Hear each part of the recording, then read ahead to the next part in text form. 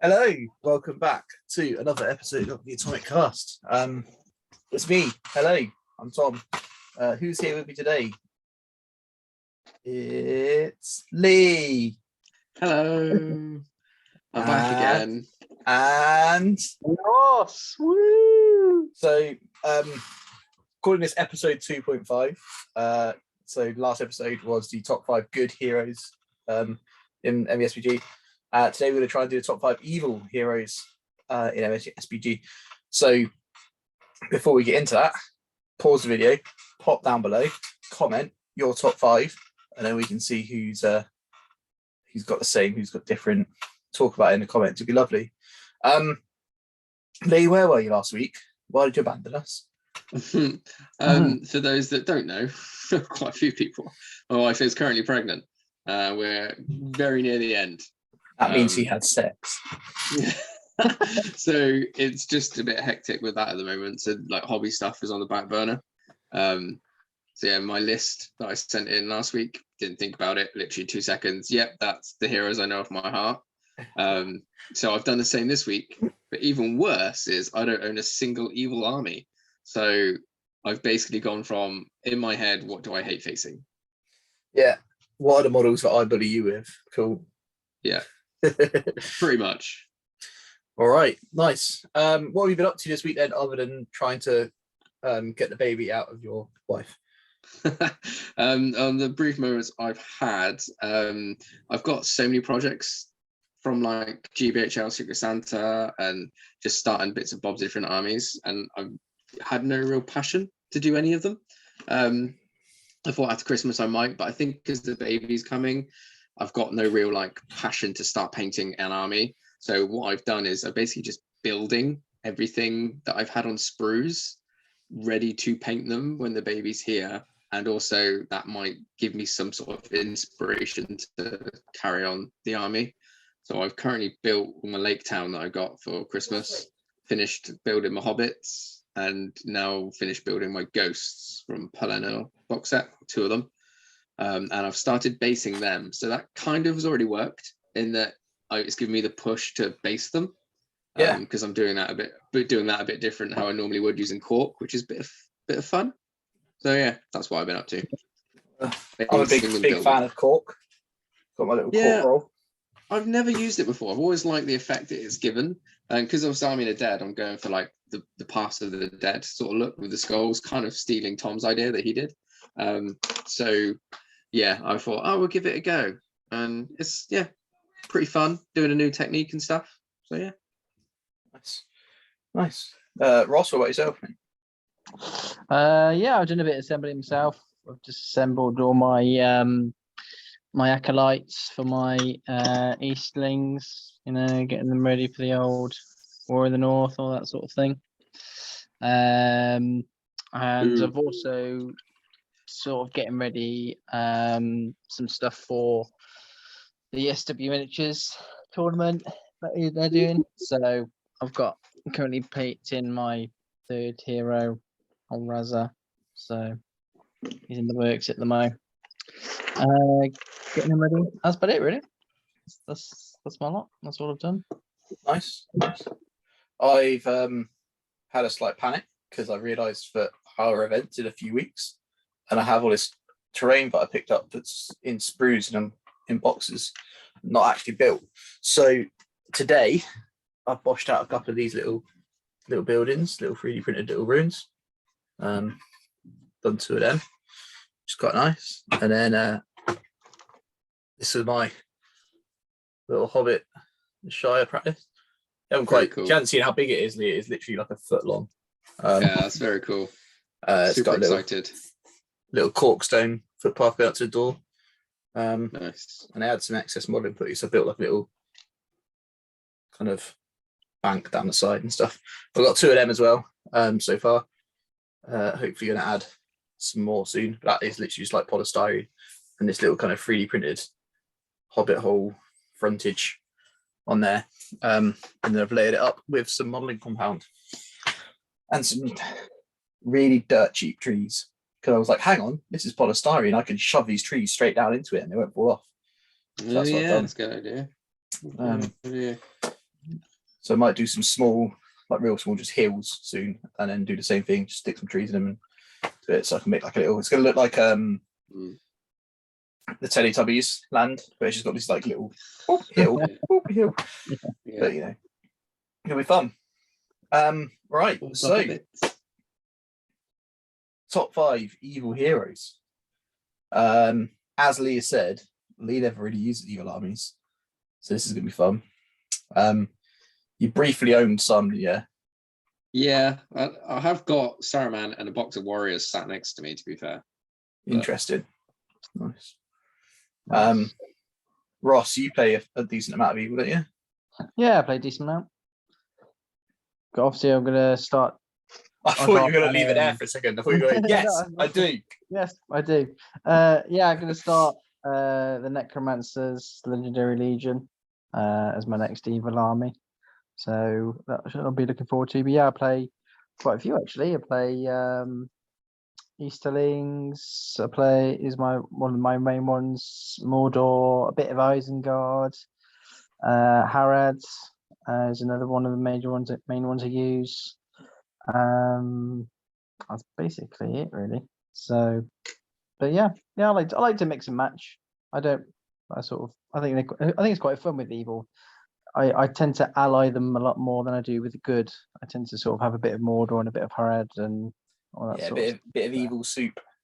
yeah. So Definitely suits evil armies more doing that than it good. yeah. So Yeah, I'm quite a fan of all the evil Hobbit stuff. I'm quite a fan of. As Yeah. you'll see, shall we dive straight into it? sure. Couple of dudes. So spoilers, but there's a couple of guys who missed out on the list. I just wanted to like shout out. First of all of the Free Might Mordor heroes and most of the Isengard ones and all of that little crew of like Free Might strikers. So like Grishnak, Gorbag, all of them, Shagrat. and like the Free Might marchers like Malher and people like that. All of them are great. They're all great.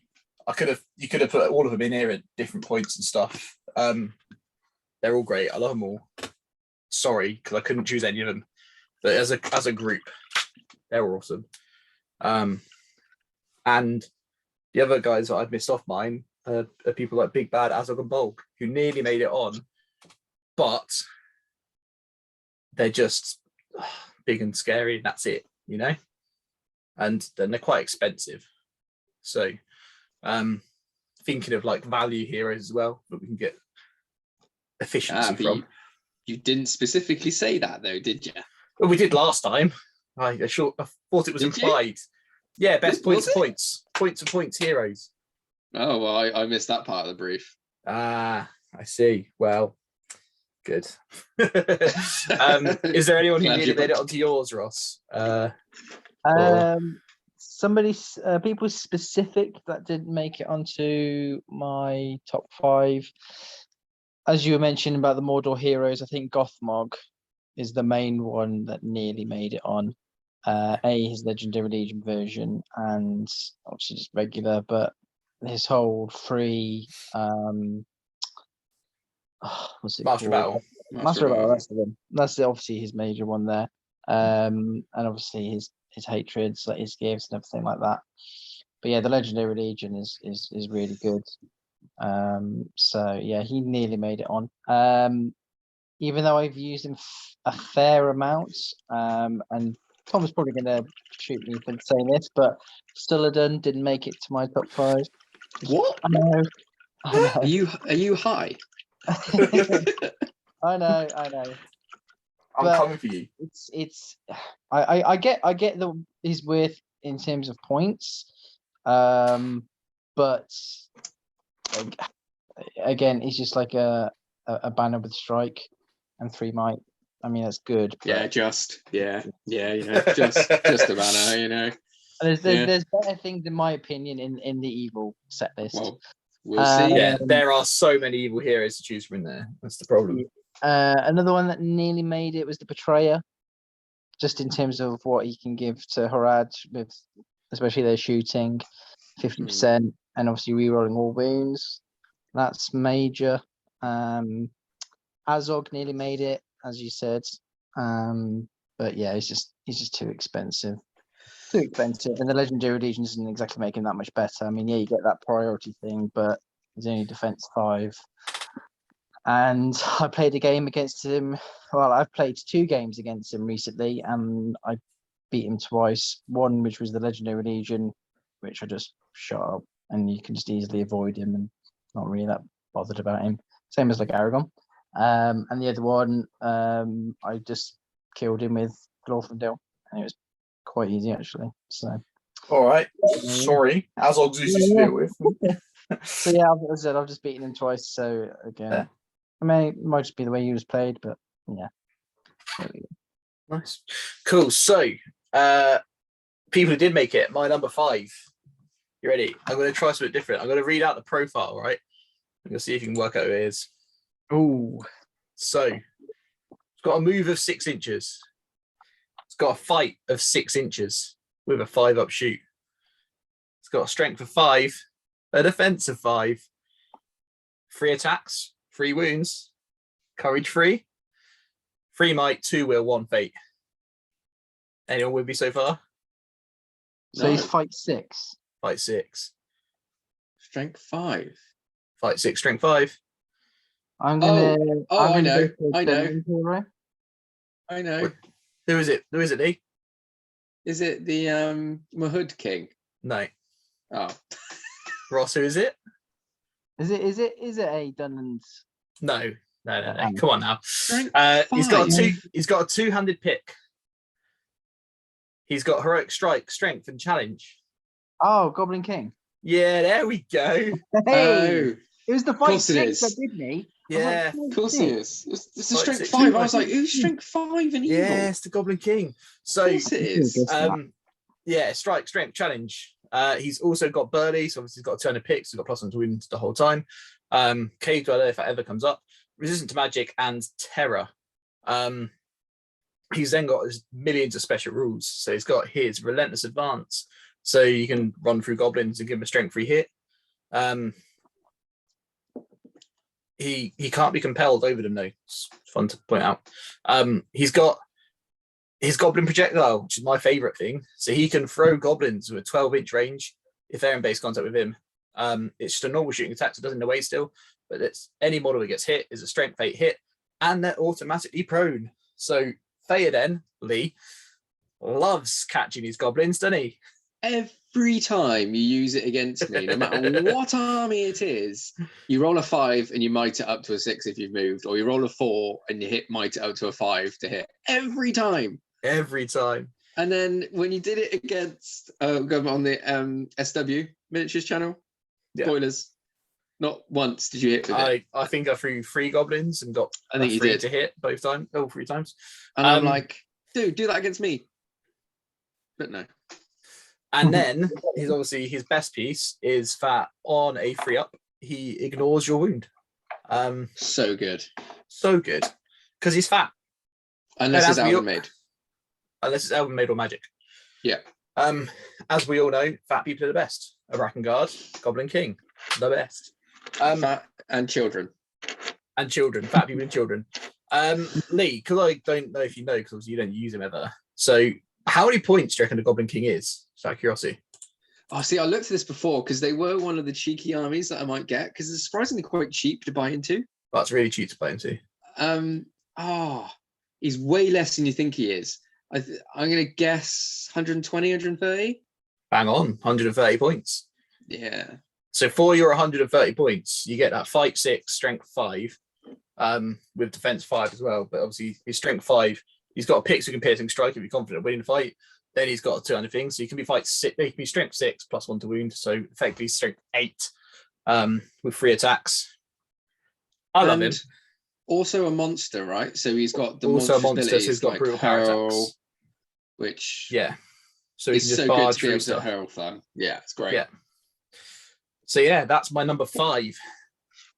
Is Goblin King. Lee, do you want to go next? Who's your number 5?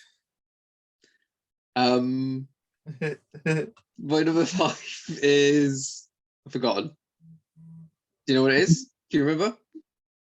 Mine's gone blank. Mine's gone blank. I think he said bulb. Bulb, that's it. Yeah, bulb. Bulb. So Lee texted me his, whereas Ross and I haven't communicated at all. But yes, bulb. Lee. Yeah, You put yes, bulb. Number bulb. 5. I'll leave your list on my phone. I think. Yeah, so he's just good, isn't he? Oh, am I still there? Hello? Yeah, he's still there. Yeah. Yeah. We just ignored sorry, everything. so he's they just disagree with me. Fight 7, I believe. Fight 7, yeah. 5, 3 attacks, 3 might, bit glass cannony. So I think he's got 1 fate, 3 wounds off my head. Sounds right. Yeah. Something like that anyway, or 1 fate, 2 wounds. Really 1 fate, cool 3 wounds. ability. Okay. So he's a glass cool cannon. ability He is where defense 7. Is he? Yeah. Yeah. Wow. That's how Okay. That's better than I thought. Yeah, got a really cool fun ability where he kills people. He gets special abilities coming at him, which some of them are really good. Is it when you kill 7, you get the 3 might point, I think? So it's 2 or more, he does terror. 5 or more, he gets harbinger of evil, and 10, he gets mighty hero. 10. I mean, that's quite hard to achieve, but then in some armies you are going to get it super quick. But all the others combined, it just makes him a powerhouse, and I think he's great. The reason I left him off my list is because he was very close, but high points. High points is amazing. Yeah. Low points, I think he's just a little bit too much. Yeah, and it's quite hard. Is he? He is 100 and 165 or 160, I think. He's 165. Then you want to give him a warg, obviously, so 175 points. Yeah. So, like 550 or less, he's a third of your army. Is that right? That's not maths. No, 500 or less, he's a third of your army, which is insane to think about. Yeah. And then you've got the whole kind of his special rule is great, but you need your opponent to have enough models to kill on the table. Yeah. Which I find, again, at lower points often never actually happens. He has to kill like half your opponent's army on his own to get there.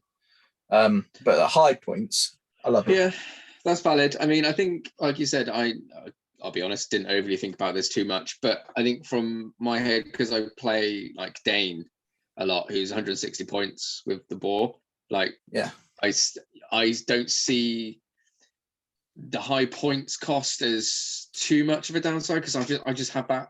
That's the sort of armies I play, whereas you guys don't tend to do the big hero as much as what I do. So you guys, yeah, you straight away I was like, he's expensive, but I didn't even come into my brain, you know. Yeah. But yeah, you're completely right. But you are completely right. But he is very, very good, and that fight 7 is insane.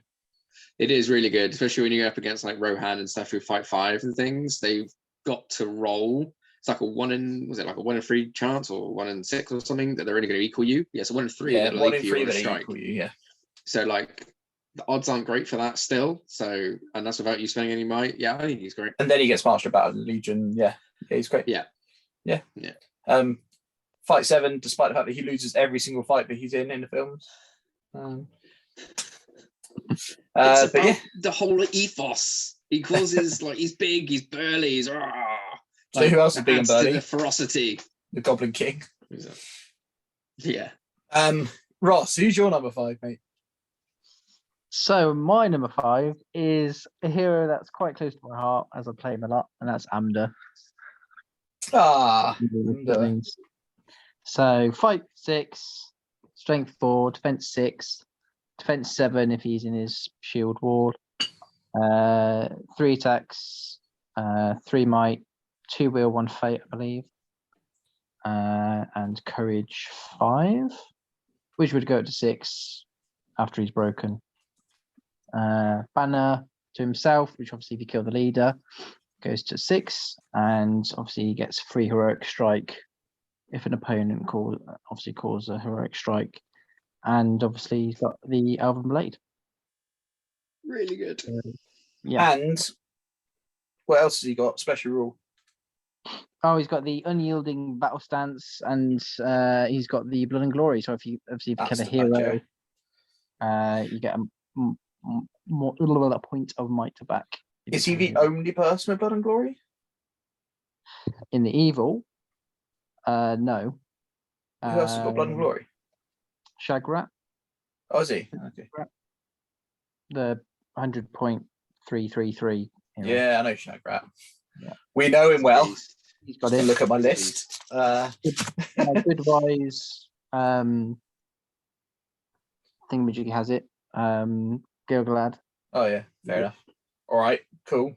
I'll wipe my neck in. That's all yeah, right. yeah. Those are the other ones that have And the crucially, Amda's sword as well, right? It's hand and a half.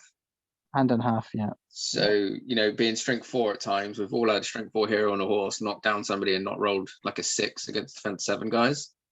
No, it's happened. So the ability to just go 2-hand and then might it back, like to go 2-hand against the enemy hero, knock it down. All right, spend a might point to go back up to a 6, but then you kill him, get your might point back. It's really good. Yeah. I Nice. usually tend to go 2 hands. As I said, if I'm going against warriors and I've got Amda on the charge and all that sort of thing, and he's got the Elven Blade as well. I think against strength 3 enemies, you can be quite bold with it. Because they're only wounding you back on 6s. Against strength 4, I'd be less inclined to do so because they're wounding you on 5s. But people don't 2-hand enough, man. Like, +1 to wound is incredible. I know you're on a horse, and chances are you'll roll the 6 to kill what you want to kill, but it's not always a guarantee. And especially if it's a crucial turn, it's probably better off just to go, well, it's all situational, right? But I just feel like people don't do it enough. No. Yeah. No, it is something. I think people are a bit too nervous about being minus the whole -1. But yeah, I mean, especially if you're going against like ghosts, Army of the Dead, dwarves, all that sort of thing, and I'm going against warriors, I tend to 2-hand try and get those kills and stuff like that. Usually, when I get to a hero, I probably won't. I'm a bit more because there's like playing the odds game as well. Even if you charge 2 warriors, so they've got 2 dice on you. If you odds on you've got 4 dice if you charged, odds on you'll roll a 6 to come back down to a 5. They have to roll really well. They have to roll the 6 on 2 dice to win because of the fight value. A 5 won't do it. So the odds are that you lose the fight are quite low anyway with 2-handing, which and then you got the might back up, which I don't think a lot of people know you can do. I'll be honest. Possibly. No, but that's a conversation for another day. Sorry, I waffled. In the top 5 things you're doing wrong episode. Probably. Cool. Number 4, Tom. I've gone for a bit of a bargain pick here, I reckon. Instead of we've talked about some big monsters, big monster dudes. So I have gone for a lovely orc. He's fight 5 orc, strength 4, defense 5, 2 attacks, 2 wounds, 3 might, 1 with 1 fate, and a cheeky heroic strike. It's Fimble. Oh, that is that's okay. Who are you gonna say? Not what I thought it was Fimble? going to be at all. All right. So yeah, he's got armor, sword, and a bow, and his special rule. So he ignores the penalties suffered by cavalry models attempting to move in difficult terrain. No, but it doesn't work when he's on foot. Banter. So that's fun. But yeah, so fight 5 with heroic strike, strength 4, chuck him on a wag for 10 points. You've got an absolute little wrecking ball. He's got 3 might, and I love him. He's great. He is just 50 points. Bargain. 10 plus WAG. Yeah, plus 10 for a wag. Yeah, but so 60. Yeah, he's 60 points. But yeah, I think he's an absolute steal. And there's a reason why, like, if I was going to take a low point list with like the evil heroes, I would take Azog and Fimble together, or Bolg and Fimble together. Because Fimble was just so cheap and effective for what he does. He's great. I love him. That's mad. 3 might. Yeah. Fight 5. Yeah. 3 attacks. 2 attacks. 2 attacks still, but even just 3 might and a striker for 50 points. So just to That's madness. just to compare, right? A hunter or captain is 45 points. Yeah. Right. The difference you get is an extra fight value, an extra courage, an extra might, and a bow built in. And then he can do heroic strike, and he's got a special rule. And he's 5 points more. 5 points more. It's done. Absolute bargain. It's done. Absolute When they bargain. do like 5 points per might, will, and fate, right? That's Yeah. the general gist. That's how they do it. It's 5 points for an orc bow on a hero, right? Yeah. So Yeah. So that's insane. he is an absolute steal. Value. Value pick. Lee, number 4. Do you remember? Jimmy Lee Billy Bob.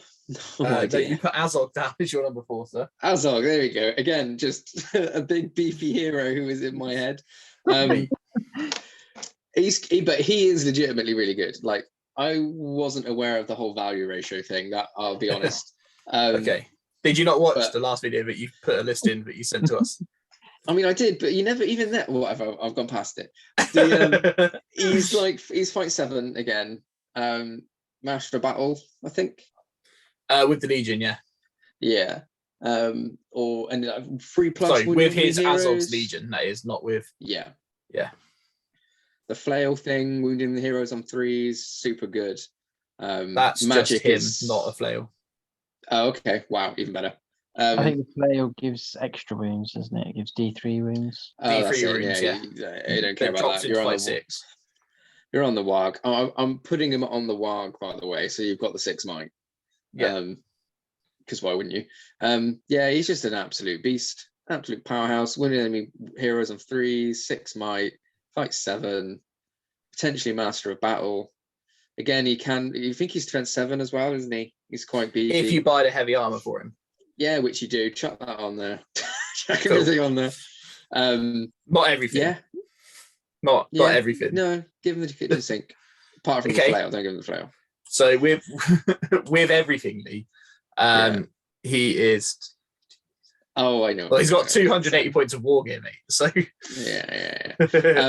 to be fair though, right? That signal tower is the single best value for investment piece of wargaming in the entire game. It just doesn't physically exist, and no one knows how to make it legally. It is so good. I cannot wait for it to get a model because I'll be buying it and I'll be ruining everyone's day with it. But yeah. Anyway, Azog, he's great. You're right. But with the warg and with his heavy armor, again, he's 225. Yeah, super expensive, but he can just take an army out on his own. Oh yeah. A real weakness is magic, like most big heroes are. But if they don't have magic, or if they don't have a way to stop a big hero like that, you are going to have a great day. In Good Enough versus said. Evil, unless you come up against like Galadriel, he's going to have a lovely time. That's what I mean. Yeah, exactly. Yeah. But yeah, no, we love Azog. He's just so very expensive. 4 and 5 were the ones I least thought about, by the way. Just chucking that out there. Okay. All right, cool. Ross, who was your 4? So my number 4 was the Black Shield Shaman from the. Oh, yeah. What's his real name? That's not his name. Isn't it? Well, it is his real name, but what does everyone call him? I have no idea. He's a Shatter Shaman. Oh, okay. Well, Shatter Shaman then. We all know what he does. Well, Is that for Moria? yeah. It is, yeah. Yeah, little Shatter Shaman. So yeah, just great. Just helps deal with heroes mainly. I mean, obviously, I think you would take 2 in the list, not just the 1. I mean, they're only 50 points, but I think you would need to just to at least sort of give it 2 goes in a turn. 1 to obviously first try and get through the will barrier, and then the second to then actually get through and actually. But yeah, if you were going against someone like let's take Thrall for example. No one likes Thrall. No one likes Thrall. So I think first one I'd destroy is probably the Arkenstone, and then probably his armor and something like that, or a sword, so he can't actually do anything. Do you want to quickly tell people what Shatter does? Sorry, just in case. So yeah, so basically, I don't know what you need to actually get to cast it off. I think they're a 4+. I'm guessing. Is it 3? Is it? It's quite low. It might be, think It about might being be a free. 4+. I Yeah, don't know. It might it's be a very 3. good, Or it whatever might it be a is. 4. Lower than dumb. you expect. It's Dumb, always whatever lower it than you is. expect. Yeah, but yeah, you just get to pick a piece of war gear that an opponent has, and you just destroy it basically. Go, no. Yeah, that's gone You now. thought you were Progressive going to gone. have fun this game? Yeah. No, you're not. So yeah, Andrew, bye. yeah, bye. Super good. Obviously, you Boromir's can't do it on banner, what- gone. obviously, It you just can't changes do the it game. you can't do it on staffs in terms of wizard staffs. I don't think. And Yeah, you you can't can. do it obviously on the one ring. Can you? I don't know. I think so. It's war gear, right? Suppose. It does cast on a free up, yeah. Oh, it's 3. Cool. Yeah, so it casts on a free up, and he's got free will to do it with. So yeah, you're right. I also think 2 is a great number, or 1 and The a only- regular shaman. That's what I was going to say. The only problem with having 2 is he doesn't have fury. Am I right? You're right, yeah. So you kind of want 1 to have fury when you're Moria, I'd assume. I Only don't if you're going to know. get broken. Well, true. So if you think about it the other way, if you're taking out your opponent's ways to deal damage to you, you might not necessarily get broken. So if you look at it That's and go, fair. well, they've got a big scary Aragorn, you go, he's going to kill 3 or 4 dudes a turn. You go, cool. Bye, Andrew. Now he's not. Because Fair now he's enough. unarmed. Now he's only punches. He's -1 to hit and -1 to wound. Question. Yes. Can you shatter Amdir's banner? Not Amdir, Siladan's banner. It's Yes. a banner, so yes. But it's not an upgrade on him, is it? It's just... No, it's a piece of war gear, so you can shatter it. Okay, so, okay, cool. In the Cool. same way you can shatter Boromir's banner, Cool. which is a better use for it. Cool. Or his horn. You can get rid of his horn. if you want. Or, controversially, Radagast Sebastian the Hedgehog. That is war gear. You can shatter it. You evil, evil man. Sebastian. But yeah, good It about was a trolls, bad- big clubs, shatter that. Now it's unarmed. Great, Yeah. out of the game. Balrog sword, shatter That that. is good. Yeah, That is good. It is shatter's very good. good. But yeah, 2 of them. Yeah, you're cracking. And as I said, as it's a 3+, I would happily just throw 1 dice and try and get that 3+. It's Yeah. not one of those where you have on most shamans where it's 4, 5+, and you're sort of using 2 out of the usual 3 wheel that you probably only have anyway, possibly 4, but sometimes it's only 3, and you're like, oh, I've got to put 2 dice on it just to actually make sure it doesn't go off. No, I'll just be like, yeah, I'll Yeah. just chuck 1 dice at it. Yeah, Leave I'd them. be 1 dice and then, well, I've still got might, so I can bump it up. And And then if I like get a the- 2, I'm probably going to might it to a 3. Right. Yeah. But as I said, Um, all you need is to, all right, I'm just going to throw 1 dice, and if it's a 5 or a 6, it's likely, obviously, that hero is going to be burning all of their will just to try and save it. And then you've got the second lad. Just go, okay, well, I'll just do it again then. yeah, So- great pick. Great pick. We love it. That's what I'm for. I was saving him for if we ever do unnamed heroes special. That's what I was saving for. Number 3. I've done Suladan. Ooh. No, I haven't. That's a lie. I'm looking at your list, Lee. I was going to say, that's a coincidence. Lee has done Suladan. Lee, do you want to tell us about Suladan and why he's so good? Yeah, might as well. This was one of the ones where I knew I was like, right, he needs to be on the list. Probably just because Tom's beat me with him enough times, but I've seen him lots at events as well. You're guaranteed to see one, in my opinion, no matter what size sort of event you go to. He's great. Fight 5. Again, this is more of a value one rather than like a pure, like a beat stick one, which is kind of why Ross didn't pick him as much, I think you said. He's cheap. He's a banner. That's pretty much his MO. He's cheap and he's a banner. Free He's might, not- I think, Yeah, still. he has a banner. He's not. Yeah. Is a banner. Sorry. Yeah, see, that's the That's key the thing. big thing. Yeah. Whereas like Thor is a banner, but doesn't have the VP thing for being a banner, whereas he does. He's a hero of legend as well, right? So he can bring Yeah. a lot of dudes with him. 18. So you can ally him in, bring a load of dudes, get a free banner. Yeah, he's just great. Does he have strike? I think he does, doesn't he? Yes. Yeah. Yeah. See, he's just got it all, and just again the value of even if you take what you guys were doing last week with like how much a banner's worth. So you take that off of his cost. You're laughing. All right. Do you actually know what his cost is? I think is it 120? That's his max, I Down. think, if you give him a Down. bow and Is everything, it isn't cheaper than that? Yeah, so he's only 115. 100 points.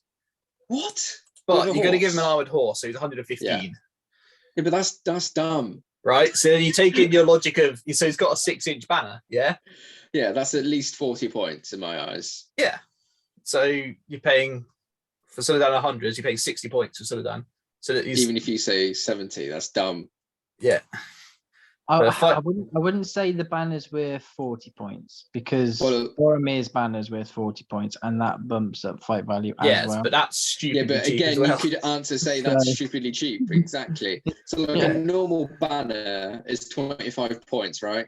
Yeah. Mm. And that's for 3 inches. You're doubling the size of that banner effect. So by principle, if you double that, that's 50 points. So Although, and making then it you 40, say, but 2 banners in 2 separate places are worth more than 1 banner in 1 place, but and stuff like that. But then you've got the same but then you get principle. it's an awkward point. But Yeah, and the fact that 1 big banner is bigger than 2 small banners. That's if you ever ordering pizzas, 1 large pizza is bigger than like 2 medium pizzas. They're the same thing. Would you But- take 1 big 6-inch banner or would you prefer 2 3-inch banners? I'd take I'd one. personally I would prefer rather two, have 2 three. 3-inch banners. Yeah, Yeah. Would you? Yeah. Interesting. because you can put them still- in where you need them. But yeah, It's Um, arbitrary, like 30, 40, yeah, that's whatever the you want banner to chat. cast it. It's Yeah. separate video. Yeah. Hey. yeah, yeah. No, he's the same. And other things. So he's got a 12-inch standfast that you haven't mentioned, which is great in an Cool. army which his courage is really low. He's courage 5 with free will, so it's 12-inch Is he- standfast. Is it And just a hero. defense 5 or defense 6? He's I think? only defense 5, which is Yeah, his biggest that- weakness for me. Yeah, That is the problem. he's defense 5, 1 fate, 3 wounds. So if you can ally him with someone who's a better surviving hero leader, that's great. If you can't, just don't let him get killed. Which is what most people tend to do when I've seen him. They ally him in. Yeah. Most of the time. Corsairs and Mordor love to have him around. Yeah. The other thing is that he has got a poison sword, so he can take advantage of the betrayer's poison rules and reroll all his failed wounds. That's which basically is- painting and stabbing for free, isn't it? Yeah, it gives him fainting for Yeah. free. So he's just and then he's got Value. resolve, march, strike, and challenge, like 4, 2, 3, 2 very useful and 1 situationally useful heroics and stuff. He's just great. We love him. Yeah. I'll do my number 3, so I got it wrong. It wasn't Suladan. My number 3, this is controversial, is my other monster that I put on the list. So it's the Spider Queen. And I've got her down at number 3. The reason I've got her down at number 3 is because, and I'm saying like, the reason I've got her down as low as number 3 is because she's a bit tricky to put into other lists. No. She doesn't ally that well. You can ally her all right, but he doesn't ally that well. She takes away some other lists. Completely That's- disagree. Completely disagree. That's delightful. Could not disagree more. Having anyway, the reason she's up here that high is because she's move 10, she's fight 6, she's strength 6, she's defense 4. She's got 2 attacks. She's only got 2 attacks, bless her. She's got 3 wounds, courage 4, 3 might be will, 0 fate. She has strike and defense, which lovely. And she has venom, which is awesome because that means she rerolls all her failed wounds all the time. I actually always forget that she does that, but she does. Then she's got monstrous charge, so she gets 2 attacks up to 3 attacks, and she has her swift movement, so she's kind of YOLOs around terrain quite a lot. And then everyone's favorite special rule, she can make some broodlings appear. So for a point of will, she can just chuck out a broodling within 3 inches of her. This is just a baby spider. They are useless on their own in combat. They're fight 2, they're strength 3, defense 3. They have no weapons listed. So you have to assume that they're unarmed because they have no weapons listed. But then I think it specifically says they're unarmed if they're unarmed. I can't remember how it's ruled. But yeah, they're just useless in combat. But you can spawn 3 broodlings and chuck them wherever you want because they can move afterwards. And they move 10 inches on their own as well. So you can move the Spider Queen 10 inches, spawn a broodling 3 inches, and move that broodling 10 inches. She's got a 23-inch reach. So on scenarios like Recon, she is insane. On scenarios where you've got to go and pick up stuff, she is insane. She is so good at just winning you games on her own. However, she can be a massive liability if you leave her exposed somewhere. Like you have to use her properly, otherwise she does just die. Which is one of her like. There are so many good, like very good heroes in the evil side of things, but I think that's my drawback with her and why it kind of hampers her a little bit. Is that you have to use her properly, otherwise she dies. You can't just chuck her into combat because she will just die against the wrong thing. And yeah, she can ally into Mordor and things quite nicely, but there's just some other things that I've like. She's not perfect in every single way, you know. She has a few downsides.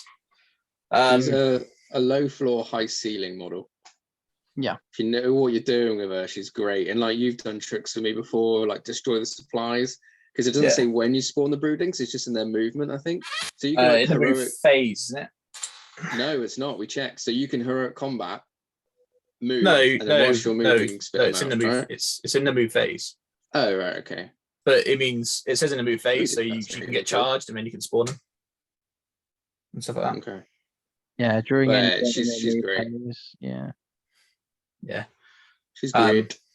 because that's someone's like charge to try and stop it, and then you can spawn them and run them off. And you're still like, woo. But yeah, you can't. But hurt combat, I would argue, you do yeet her into any list that you're playing evil that she can go into. I would argue that because she's a Valor as well, so she can bring 15 dudes, which I think is dumb. And she's super cheap, and she just fills a role, like you said, in all those objective missions. She is amazing. She will win you a game on her own, and for 100 points, that's insane. 115. All right, okay, still ridiculous. Yeah, utterly ridiculous. I mean, she has single-handedly won me a tournament, so it's all right. You can tell the hate. I don't like her at all. The thing that annoys me is that she can bring 15 dudes. So you just yeet her into a list, bring 15 dudes as well. Like you're saying bring 15 dudes. What dudes are you bringing? Well, like orcs, anything. No, wargs. No, wargs. Wargs and wargs and spiders. Well, she can bring orcs. No. No, she can bring wargs and spiders. That's it. And bats. And bats. Spiders. Okay, so that isn't as bad as I thought. I thought she could bring orcs. I swear people have done that and brought orcs. No. But anyway, well, they shouldn't have. She's super good, even when it's on her own, just to yeet her into a list. Like Scott's done it. Scott's good list. He just yeeted her in there. And I also have a. You've yeeted her in there. Like her and a bat swarm is 150 points, and that is just. Yeah, it's too good. Sorry. But I think I've got 2 people who are better than her. Madness. So I know I've got one. The other one I'm starting to doubt already, but it's fine. It's all good. Ross, who you got as number 3? Carry on, Ross. What's yours? Mine, I'm probably going to get so much flack for this. Good. I'm here for it. Yeah, but there we go. So it's the Necromancer. Ooh, specifically in the Legendary Legion. So outside the Legendary Legion, no. Inside the Legendary Legion, yeah, it's so much more better. Yeah, so I can see that. I have his profile here. If you, I've just got to go find it. So he is movement 6, fight 7, for shooting, but that doesn't really matter. Strength 6, defense 8, 1 attack, but that goes to 2 in the Legendary Legion. 1 wound, 6 courage, 3 might, 25 will, and a little star. Every time I hear that 25 will, I laugh. Yeah. It's just such So, a stupid number. in terms of the special rules in the Legendary Legion, so he gets to use 2 magic spells a turn instead of just the 1. Obviously, he gets that bonus attack, and he still keeps his army bonus through the Legendary Legion, which is whereby if he uses a point of will towards a spell, he gets to use one for free, basically. So you're sort of doubling your will each He's time. got like the opposite of resistant to magic. Yeah, basically. Just bumps it up. He's got the Drain Soul, so obviously if he causes a wound, I'm guessing this is during strikes. I'll have to look into it a bit more. But obviously, if you don't save it, then they just die. They're like, Yeah, it's while making strikes. yeah. Obviously, he has his Nazgul out, the Ring Wraithy dudes. And then obviously he's got like a bunch of awesome spells. So obviously he's got his Drain. Obviously, they're really easy to pull off as well. So Drain Courage, Transfix, and are both on 2s, 12-inch range. Compel, Instill Fear, Shroud of Shadows, and your staff is broken on 4+, and then Chill Soul and Set Wheels are on 5+. But obviously, you only necessarily need to do 1 wheel a turn, and you're rolling 2 dice. So I'd probably do that every single time. So yeah, I think he's 250 points. Can't he cast 2 spells a turn as well? Is that him? Yeah, you did say that. In the Legendary Legion, he can. Oh. Yeah, not Sorry. like regular. He can't, no. But in the Legendary Legion, he can, yeah. He does have Will of Evil, doesn't he? So Luke. No, he Yes, doesn't. Will of Yes, he Evil. does. Yeah, Will of Evil. Yeah. Yeah, Will so of he does Evil. lose a will if he's in combat. Yeah. That's the ring he wraith has rule. Trevor, and he has Ancient Evil as well, which is Yeah, the so- -1. That's Harbinger. But yeah, I think he's just obviously he's got I think the one spell that only he has is the Chill Soul. Sauron's got that too. Yeah, well, himself in a different version, but Yeah. it's still in him. Semantics. You're not paying 400 points for it. But yeah, I think that's the one that takes off fate. Is it So just a straight up wound? Or is it fate? One of them takes off fate. I know that. And one of them is just wound. I'm pretty sure.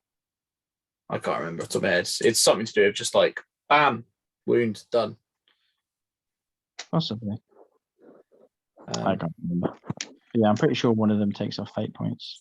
Unless that's the curse I'm thinking of. That's curse, Uh-huh. which I So, yeah. cannot remember who casts that. Maybe he doesn't have that. I'm pretty sure that's just Sauron again. Is it? Yeah. Because the Shroud of Shadows is the one that's really good. Yeah, Shroud of Shadows is one that I thought. So it basically makes himself invisible. So he can't be shot at, can't be casted. Is it just himself, or can he cast it? He's got a range on it, He hasn't it? can cast it on somebody else. Yeah. So, because this is what I was thinking, I could do him and the Spider Queen together. Yeah. And then he can make her invisible. Yeah. But you're not And going then- to eat her into list, Tom. No. Might have only said that stringily. Because we just chuck her into any old list. She's that good. Yeah, no, the Necromancer and the Spider Queen together are about 600 points or so. And then a bunch of like backward spiders and Are they things. just yellow allies or are they green allies? I think they're yellow. Yeah, I think but- I'll just put it- Yeah, it's mildly annoying because he loses his like bonus will for casting and stuff, but he's got 25. You don't really need it. And if you do, they're probably already dead by that point anyway. But yeah, no, he's really good. He is. You just don't see him an awful lot. No, not really. I think obviously he is 250 points, so it is a massive drain. Yeah, And obviously with it being in the Legendary Legion, you can only take the Nazgul and the Castellans, so it's like an all-hero sort of list which puts people off. But yeah, I mean, he's still good. I mean, if you think about it, if you're getting like a free will, as it were, when you're casting magic, and you're doing that sort of, I don't know, you're doing that at least every single turn, and you're thinking about, I don't know, 7, 8, 9 rounds. I mean, that's nearly 10 will for free. And if that's 5 points, 5 points for It's more than that, right? Because isn't it when you cast? So like when you cast in 2 a turn. So you'd cast 1, so you use 1 will, and then you get 1 for free. Okay. So you're basically getting a point of will for casting for free. So that's what I mean. Yeah, when you're saying in the legendary, when he can cast 2, does he not get 2 back? Yeah, in the legendary legion. Yeah, sorry. Yeah. So it's 10 points of will a turn. Basically. I think it's just a really good like control piece that goes with the control list that is still quite new. So my betting is on New Year, and like next year, once people have had a chance to like test it out a bit more, I bet we'll end up seeing it a bit more. Yeah. Just he's one of those as well where the like support heroes and stuff in that list aren't necessarily like amazing. Like the rest, he suffers from the list that he's in, I think. Yeah, I'd agree. You can only really get the cat and stuff. You don't have to ally in other stuff. And tell you who'll go great with him, Thimble. Yeah. But then So, but yeah, we'll try some stuff up. We'll cook some stuff. Cool. I had a number 2 pick that I chose. I think I might want to swap them with my number 3, please. I regret everything. Because I put Suladan at number 2. I put Suladan above the Spider Queen. I'll do what I want. Yeah. So wrong. Yeah, probably. I just love Suladan. In fact, I've got my list written down 3 times where I thought of the names of them, then I put them in an order, then I changed my mind, I put them in a different order. Yeah. And I had Suladan below the Spider Queen in all 3 of them, apart from the one I'm reading out right now. So yeah, Suladan, we've already talked about him. It's the banner and stuff. He just makes everything around him so good. There's a reason you see him allied into lots of stuff. He's just really good. I love Suladan. Yeah. Lee, your number 2 that you put in. Do you remember? I think is it Saruman? It is Saruman. Yeah. Just again, he's really expensive, so kind of ignore that. Again, my way of thinking, you can tell that's not really how I think. His spells are incredible. Best spellcaster in the game, bar Sauron, which don't really count. So like transfixes and things, immobilize, whatever you want to call it, is on a 3, I believe. Sorcerer's Blast on a 4. He's got the Staff of Power, so again he gets 1 free will, but he's only got 6 will, which isn't a great deal, but it's great because even if you want to do like a lesser spell, you can like use 1 will, get your free 1, and he's got a reroll as well.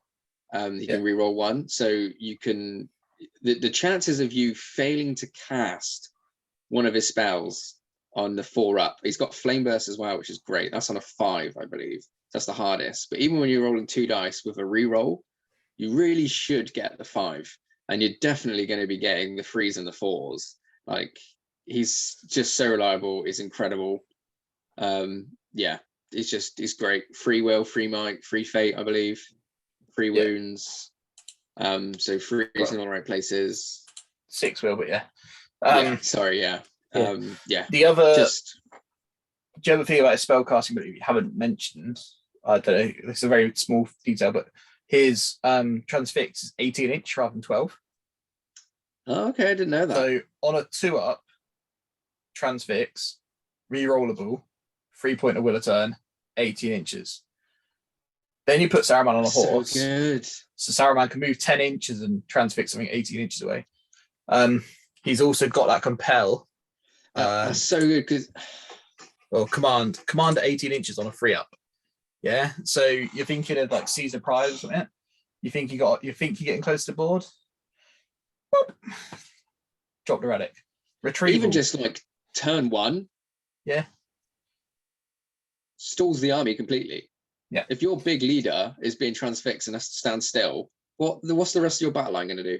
It throws you into disarray. Someone calls a march, but you've got priority. Yeah. 10 inch move out on your horse, 18 inch, boop, stop. Shuts off that march.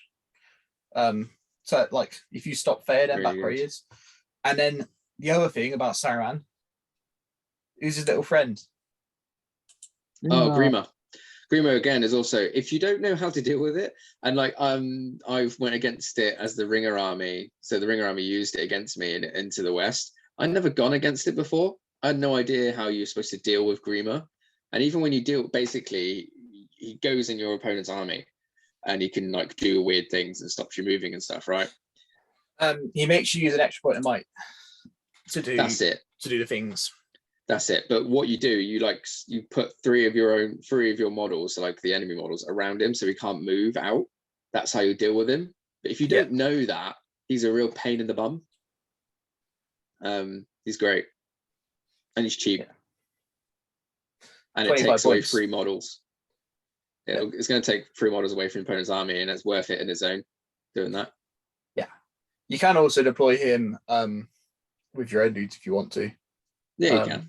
Yeah, because they can't make strikes or anything against him, so you can put him places where you need him to be. You can just hang him back so that once they get to you, he's definitely gonna be there. Because obviously, if you put him with your opponent's army, that's clever. you can pin him. You know, like you're saying, if they deployed him with your army, you then brought your dwarf up towards Isengard. Griemer's now stuck way back at the back of the board, so you can leave Griemer next to your army, and then when their army actually gets to you, they can't do anything with their might, which is really irritating. But yes, he is fantastic. But you need Saruman. But no, I love Saruman. He's good. Good job. Yeah. And what else have you got? The Palantir. Yes. Yeah. Which is a once per game. I have priority now. Not quite as good as Azog's Palantir. No. But good enough. Yeah, it's pretty good. Yeah, Saruman's great. It's just, people need to use it more. Same as the Shatter thing locally. It's really funny how you have their own meta, right? Most of it is because people don't have all the armies and stuff, right? But we just don't see this sort of thing enough. Like locally, we don't see it. Locally, we have actually got a really low amount of magic, apart from when Scott's playing. Apart from Scott, like Scott is the only one that uses magic, really. He is. But that's because you dabble in it. Because Scott uses it so much, everyone else uses different stuff because it's different. That comes from when we all started. Scott was the magic guy, and we all kind of strayed into our own little zones. Yeah, no, I'm dabbling. It's all right. I'm looking across. I've got like a ton of wraiths and stuff painted up now. But yeah, that's a sidetrack. That's right. Ross, who did you have at number 2? Well, I'm sort of like, again, regretting my placement. I think I placed him a bit too high. I'm going to get... I'll stick to it. But I'm going to go for the Goblin Mercenary Captain. Oh, it is actually a Goblin Captain. Okay. Yeah. Right. Goblin Mercenary Captain. Yeah, Kids. I'm going to go for him. I think I'm intrigued by who your one is because there's people that's not your list. I think thinking about it, he probably should be like at number 5. But yeah, I'm just going to chuck him in there anyway. Yeah, Goblin is captain. Yeah, I think he's really, really good. Own your decision, Ross. Yeah, can you sell Lee on why you think he's that good? I think it's the whole. Well, he's 50 points. He's only fight 3, but he's strength 4, defense 5, 2, 2, 3, 2, 1, 1. Obviously, it's more the case of if you're looking at it in the comparison of if you're comparing it to what the goblins can bring in terms of the scribe, it's a lot better. And I think Tom will agree. Taking on the mercenary captains, I think it's better. I'd rather them be able to deploy in a terrain piece rather than just purely coming off the side of the board. Yeah, so first things first, what does he do? Well, he can ambush, so you have to roll, do a courage test, and you have to pass the courage test to see if you can then come on. Obviously, if he fails, then it's the opponent that picks. And if you pass, you get to pick. And then he either comes on from a side or a terrain piece. So these dudes. I've got thoughts on this too. There's a minor thing there, which you've said, which I think a few people think, and it might be that we're wrong, but I'm pretty sure You can't come on from a terrain piece or a board edge. You have to come on from a terrain piece if you can physically come on from a terrain piece. So Let's have a read. yeah, because well, that's what Scott told me. Was this during a game? He said this. Oh, absolutely. Because, and that's how I think it says. So I'll read it all out. So, warband's led by a Goblin Mercenary captain that contains solely Goblin mercenaries do not have to deploy on the board at the start of the game. Instead, they may be kept in reserve. From turn 2 onwards, the controlling player must test to see if their Goblin mercenaries have arrived.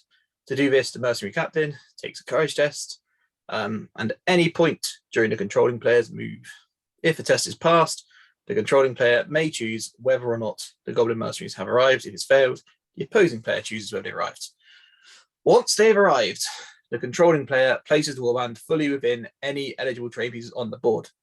Models deployed in this way may not be placed within the control zones of any enemies. This counts as the mercenary's deployment. If the entire warband cannot be placed for any reason, such as there are no eligible terrain pieces, then they can arrive in reinforcements from a board edge. Yeah. So this is why I've fallen out with them instead of the scribe a little bit, and because the amount of times you turn up to a table and you look at it and you go, cool, where can I actually put them? And you're like, well, I can get on this terrain piece, but it's a big hill and it's got cliffs that I've got to climb down, or it's inside a building, like, and I can't get anywhere useful, or there's nothing over there that I can go on, so it has to come back on my own board half and stuff, and you're just kind of like, it's really irritating. But then I blame people who set up terrain with like stuff. Go. Got a point. Just going back to your game that was on SW Miniatures, go check that out if you haven't watched it, about the whole Goblin Scribe versus the captain thing. I would agree that ambushing on a piece of terrain is better than coming on a board edge, but they're both good in different times. Like if you watch that game that Tom played, if he had to scribe that game, he would have been feeding a couple of goblins a turn coming in behind the knights. So basically the Riverdale Knights were moving back and shooting him. And not if moving. you had a couple of goblins coming on, well, not moving. If you had a couple of goblins coming on, it causes an issue for the Riverdale Knights each turn. What they're going to do, they can't just keep standing there now because they've got a couple of goblins straight away at them. Whereas he had the captain and he just deployed his captain in a building and they were pretty ineffective from that point. So like there's some games where I just think the scribe's better. I know coming in off a board edge can be quite slow and blah blah blah blah. And you can, if with the ambush, you can go straight onto an objective. So that's why they're great. And I see that point. But yeah, I think the scribe is just a little bit better for me. Here's my views on it. Oh, sorry, Ross, you go. I think what draws me to the captain, the mercenary captain more than the scribe is they both cost the same amount of points. With the I get with the whole coming on from like a board edge is better in that sense, but it's the same price. I'm guaranteed to get up to 12 models on the board. If yes, I'm on like a board edge which is or a terrain piece which isn't quite where I need to go, he's got 2 points of might to get the march and actually get them into where I need them to go. Yes. So I'd rather that and play a bit of catch up with 2 marches in a row and then probably end up being where I need to be with 12 dudes instead of it being potentially rolling on, I've got like 3 extra goblins and then taking ages potentially to get on. Because if it's something like Hold Ground or something like that where everything's going on in the middle and my goblins are like 5 inches from the edge and it takes about 3 turns for them to get there in the first place, I just think it's a bit more flexible. And I think the Goblin Mercenary as well is something I wouldn't mind sort of springing early on in the game and not necessarily having to wait all the time. I'd rather be like, okay, well, I'll see if I can pass it, but if I can get them on second turn and I've got 12 extra dudes there because I've noticed my opponent's done something wrong in terms of deployment and they've left like a gaping hole somewhere or like a big mishap, I'm then more likely to get on that and take advantage of that much quicker with the mercenary than just with the scribe and just trying to like eat people on. Yep. So yeah, that's why I'd write him a bit more.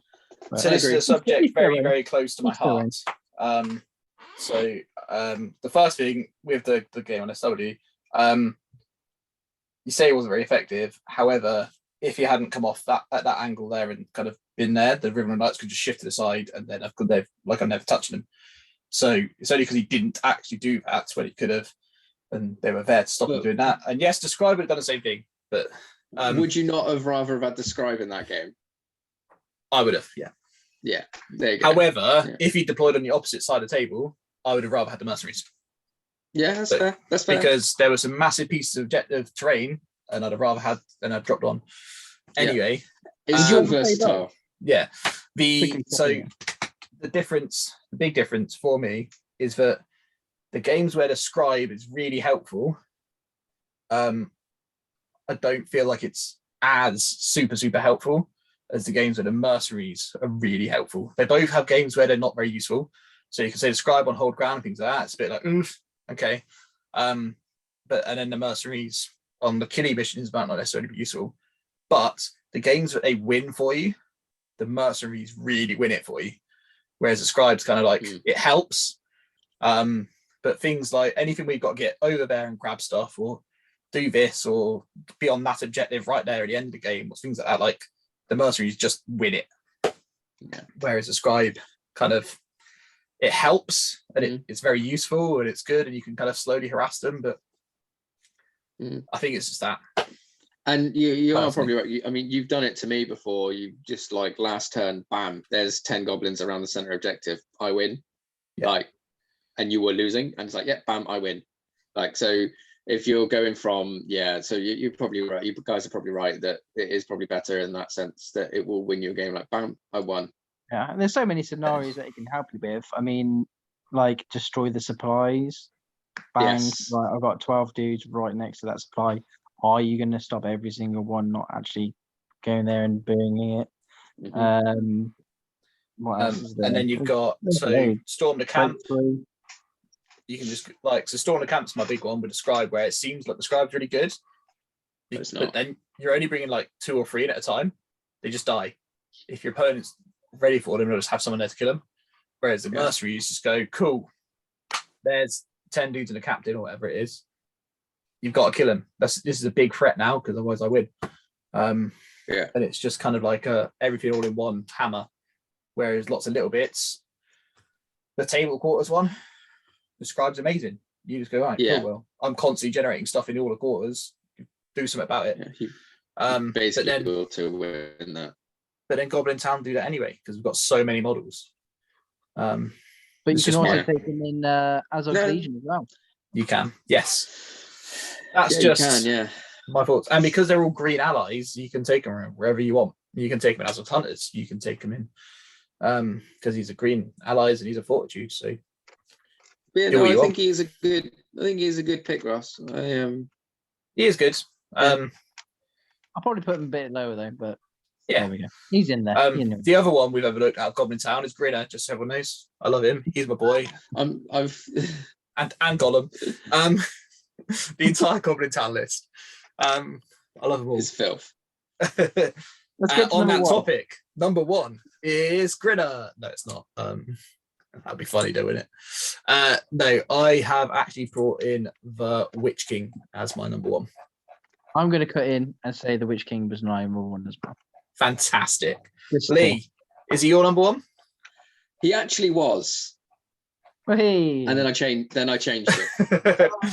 Let down. And then completely left him off the list for some reason. Yeah. Oh, God. So Ross and I will talk about the Witch King and how good he is for a little bit, if you don't mind. Basically, he's just, the same reason we talked about Frandu in the last one, or at least you guys did. He's just so versatile. Yeah. So if you take him as cheap as you possibly can, he's 70 points. Right, for 70 points, you get a fight 5, defense 8, courage 6, no might, no fate, but 10 will. And then he's got resolve, strike, channeling, strength, and challenge. And then his spells are just so good. So drain courage on a 2, transfix on a 3, compel on a 4, instill fear on a 4, staff is broken on a 4, black dart on a 5, and sap will on a 5. So bare bones for 70 points. He's fantastic. You can kit him out with all kinds of mounts and stuff. And then he's got the race rule where you can just for might, will, and fate add 5 points and give him some stuff. So you can take him all the way up to 323, which is pretty insane. And then war gear. Ross, how good is war gear? Oh, it's exceptionally good. Exceptionally good. Would we say the Crown of Morgul is the single best piece of war gear in the entire game? I wouldn't say it's a guarantee, but it's definitely arguable. It's definitely top 3 pieces of war gear in the entire game. Easily top 3, definitely. But yeah, what does it do? I'm trying to remember off the top of my head. I know he gets to re-roll all cast and resist rolls with it. He rolls all cast and resist and 3 attacks. 3 attacks, yeah. Reroll 1 dice on cast and resist, right? Not all of them. Yeah, just the one. That would be one done. dice. Yeah, 1 dice. Sorry. Yeah. So first of all, you can bump from 1 attack to 3 attacks with the Crown of Morgul, which is 25 points. So gaining 2 attacks for 25 points. I mean, you pay that. What do you pay with Thranduil to give him an extra attack? 30. Yeah, a lot. 30 points with the extra, but that gets him fight 7 and the Blade Lord. Yeah. So he gets a little bit extra, but just to compare the 2. And then you've got the casting, the reroll 1 failed, cast and resist. So like we're saying with Saruman, he can do spells on 2s and 3s with 1 or 2 dice quite comfortably, re-rolling them. Like just roll along, chuck in a transfix a turn just to annoy people. Super good. I think what obviously bumps him up as well. Obviously, you've got the Fell Beasts as well. Yeah. So you've got that 12-inch move, and then you got the spell, which you're re-rolling and all that sort of stuff. Obviously, you get all the monstrous attacks and all that sort of thing. I mean, obviously, if you're thinking of him absolutely maxed out, so you've got 3 might, I think it's 20 will he can get 20 will. and then obviously you got your 3 fate as well, defense 8, so he's going to be a bugger to kill. Obviously you got your Morgul Blade, which is like a little thing, and obviously your mace, which flail, which nobody uses. Probably like the single worst one you can bring as well. The single worst one I would say for playing. Scott, you go on. I don't think his flail is bad. You're not? No. I don't like it. I don't like it. It's not amazing, but I don't think it's bad either. It's one of them. You don't have to use it all the time once you've got it equipped, which also a lot of people forget. It's 200 flail and it's 5 points.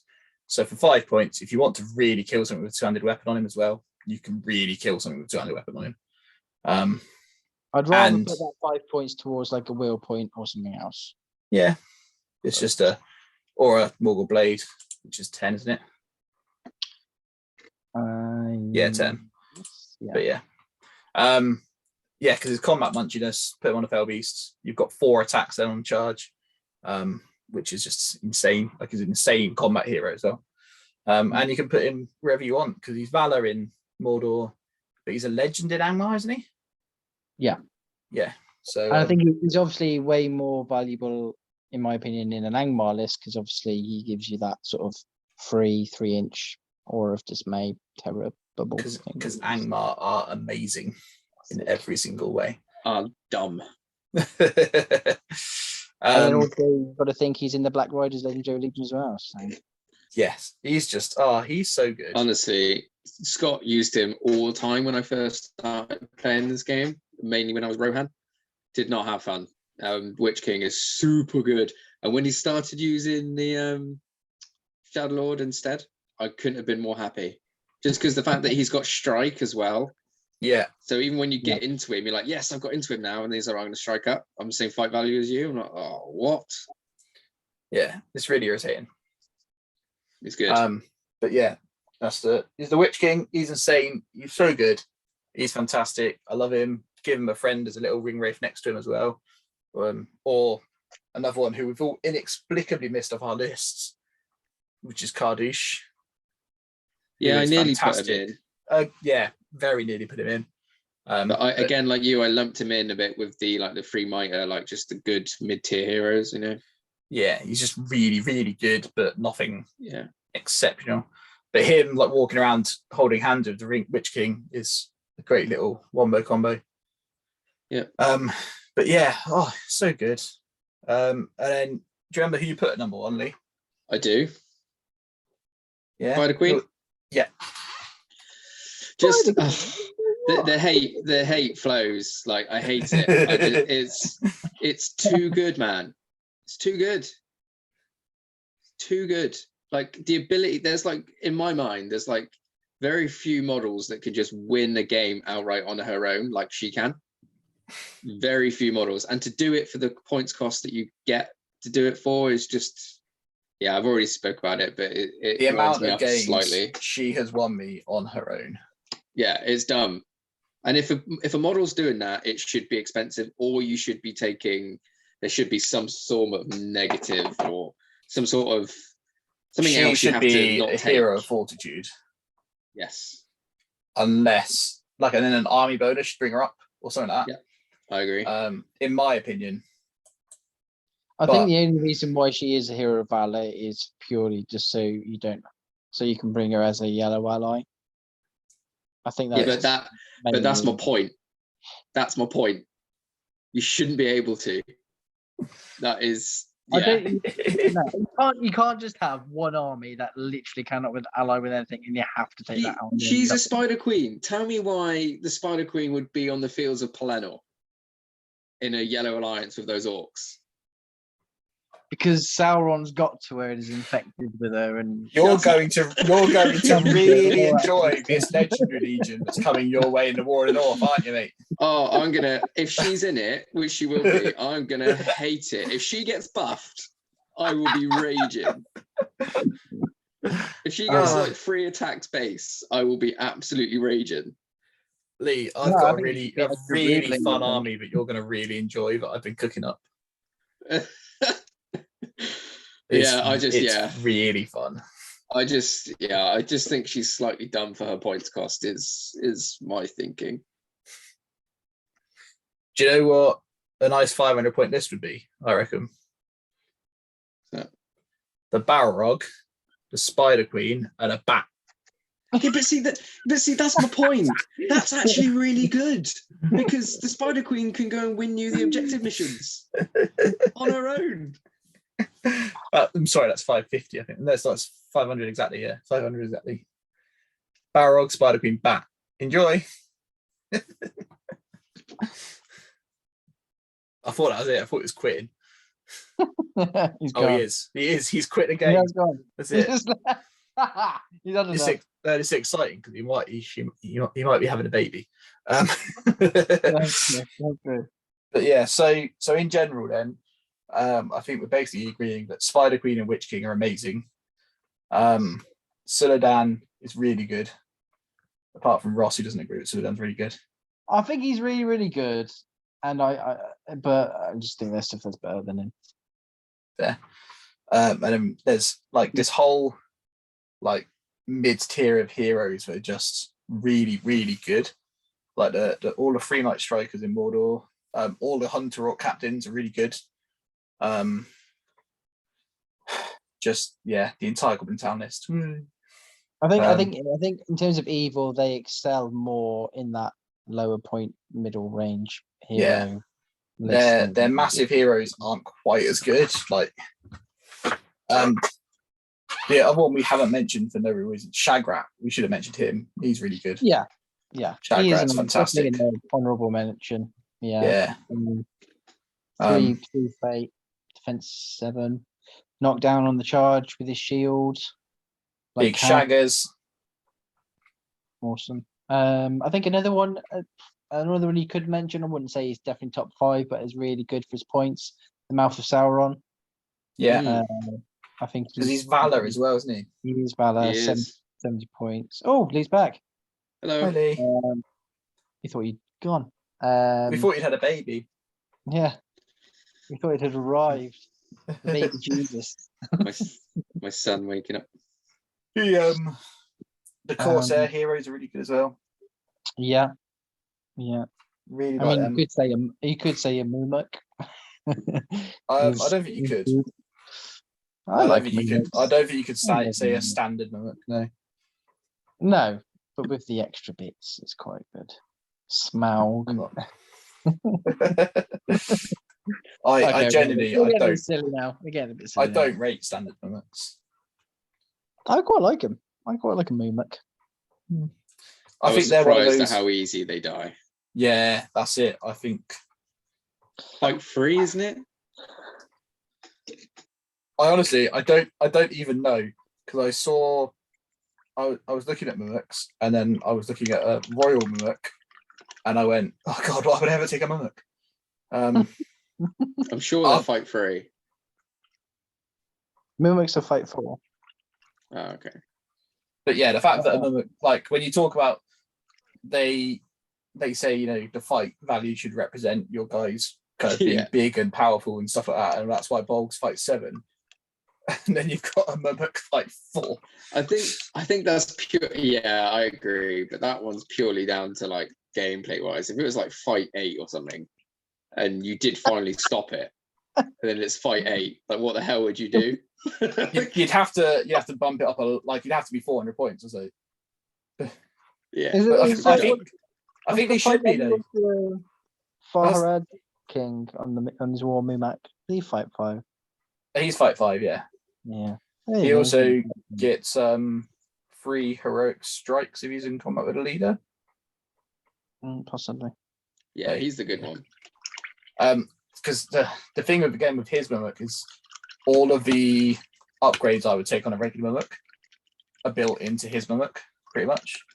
The only downside is you don't get the repelling lines or the stones, I don't think. But you get tusks and sigils of defiance and another one. But yeah. But he is like 400 points, so there's that. But yeah, that's our evil heroes. Oh, we didn't mention Gulliver either. And I can hear Scott screaming at us. Yeah, he can easily die. Yeah, But again, Gulliver's a weird one because he has no is good, though. strike. Yeah, but like on his own, yeah, you just strike it up and you'd kill it against it. Any hero with strike can kill it on its own. Mm-hmm. Yeah, but it's the other bits that make it good. Yeah, and he's another one that if you don't know what you're doing with him, he will just die. Yeah. But yeah, God, he's so good when if you use him properly, he's absolutely insane. If you don't, he's awful. But I wouldn't even say he's awful, but he's not good. And the same like the Balrog and stuff, like they're great, they're insanely good, but they're just your entire army, aren't they, in one model? Yeah. It's like the Balrog in its Legendary Legion is insane, but it's just don't know, man. It's not me. It's just a big model, but then the Balrog's got no might, so that can be quite a detriment. Yeah. Yeah. All right. Cool, man. Sweet. So yeah, let us know who we missed off, who your favorite dude is. Tell us all we're wrong again. It's my favorite. Be kind. Please be nice. And hopefully we'll see you again on Wednesday with we'll be talking all about the GBHL League. As that's starting back up again soon for 2022, new year, new army.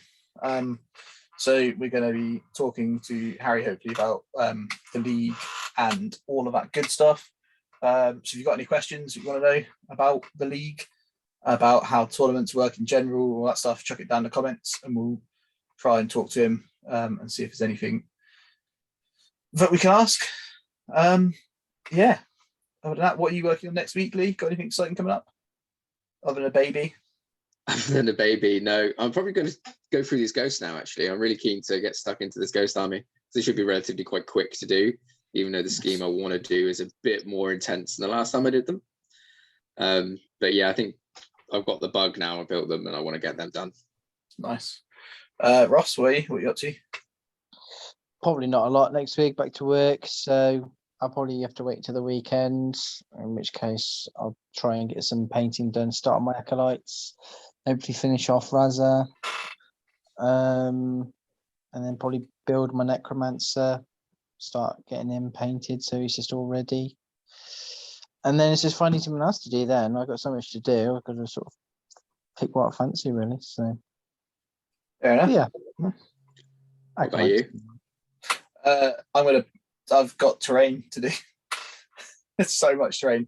So I've got these 2 hobbit holes I need to finish off. I've then got a hobbit watermill down here that I also need to paint up and get going. Then I have got a Rohan stronghold that I want to start building. Nice. Love a cheeky Farmer hobbit. Maggot. For Farmer Maggot. Was that Farmer Maggot? No, I was going to say. It's not. It's Farmer Tolman, I think. And then I got a whole bunch of dwarven stuff for Crimbo. If you watched the last video, Lee, you would have seen it. I did watch it. I don't remember any dwarf stuff. I spoke about it at the start and showed it on the little camera and stuff. But yeah, and so I'm going to get that stuff sorted out. To go with, I've got a couple of boards coming from Zahir. If you remember him, he's popped up.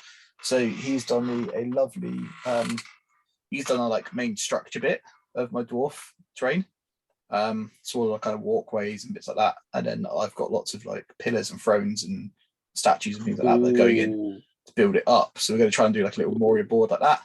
And hopefully he's going to do us a brie as well. So if you're coming to the event in January, there should be, I've got some like Pelennor Fields, Rohan Village, bit of interior Minas Tirith all kind of together, Shire and Brie kind of together, just chilling out, Dwarven Halls, like there's a Lake Town board hopefully we're going to be using, like this, yeah, this should be like some really nice key battlefield areas from Middle-earth, all represented, and I can kind of group them together on the tables as well. So the aim is that one side it's all going to like flow together. So if I have a row of tables, I'll have like interior Minas Tirith, Pelennor Fields, Osgiliath, Ithilien, and Mordor like in a row, so that when you like, there's kind of no gaps between the tables. Like, well, gaps to put your stuff obviously, but like as you look at it, it should look really cool and cinematic. Is my hope, because that's why we play Middle Earth, right? Yep. Oh yes. So yeah, that's the plan. Yes. We'll see how it goes. Otherwise, yeah, just vibing. Have a lovely time. Don't forget to like and subscribe and tell some people. And Lee, what are you going to do? Ring that bell. I really hope someone comes up to you at your next tournament and just shouts, "Ring that bell!" Nathan, that's your job. Cool. Oh, don't, because he will. He'll get like some massive bell and be like, "See, look how short you are."